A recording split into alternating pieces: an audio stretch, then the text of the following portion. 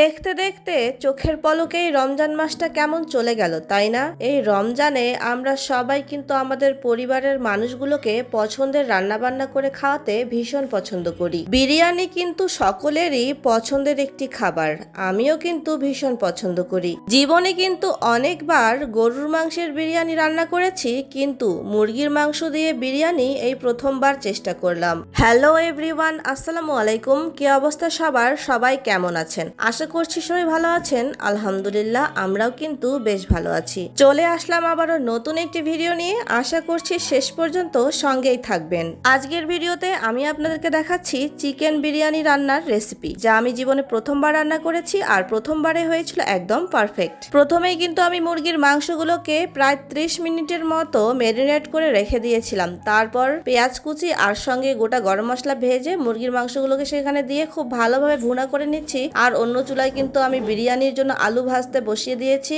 তো ফাইনালি মুরগির মাংসটা খুব সুন্দরভাবে ভুনা করা হয়ে গেছে। তারপর এখানে দিয়ে দিলাম পোলাওয়ের চাল। আমি কিন্তু পোলাওয়ের চালগুলোকে আগে থেকে একটু ধুয়ে রেখে দিয়েছিলাম।